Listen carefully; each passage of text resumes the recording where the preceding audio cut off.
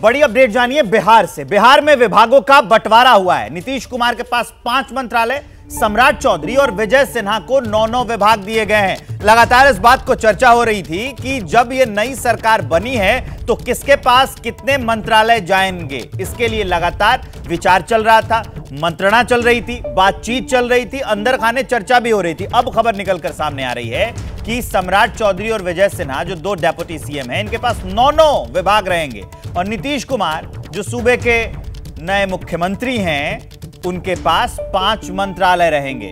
5 विभाग नीतीश कुमार के पास, सम्राट चौधरी और विजय सिन्हा को 9 विभाग दिए गए हैं। प्रकाश हमारे साथ जुड़ गए हैं, उनके पास लिए चलते हैं। हमारे वरिष्ठ सहयोगी हैं प्रकाश।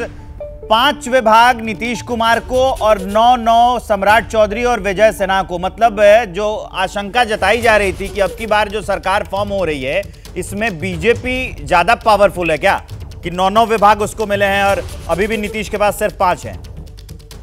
नहीं, ये विभागों का जो बंटवारा हुआ है इसको इस तरह से समझना होगा जी कि जब पिछला मंत्रिमंडल था एनडीए का तो उस वक्त इनके पास कितने विभाग थे।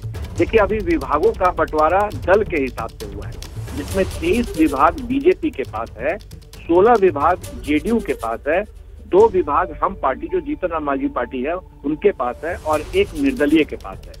देखिए, कमोबेश जो है वो लगभग एक ही रखा गया है। सिर्फ अगर महागठबंधन से अलग होने के बाद एक वित्त विभाग है जो कि पहले जेडीयू के पास था, अब वो चला गया है वापस बीजेपी के पास। जैसे कि परंपरागत तरीके से वित्त विभाग हमेशा से डिप्टी सीएम जो भी बीजेपी का रहा है उसके पास रहा है। तो ये एक परिवर्तन है विभागों में। और दूसरा है शिक्षा। शिक्षा विभाग पहले तेजस्वी यादव की पार्टी आरजेडी के पास था, जिसके चंद्रशेखर थे जो विवादित बयानों के लिए जाने जाते थे। अब ये शिक्षा विभाग जेडीयू के पास चला आया है। तो ये जो 2 बड़ा बदलाव है।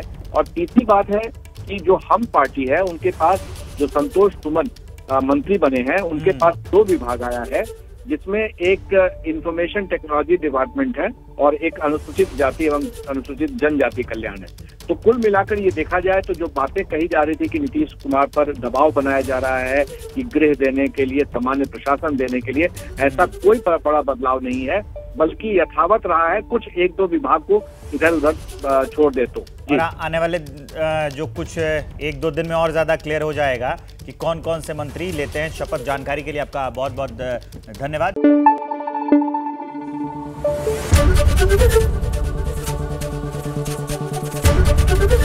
एबीपी न्यूज आपको रखे आगे।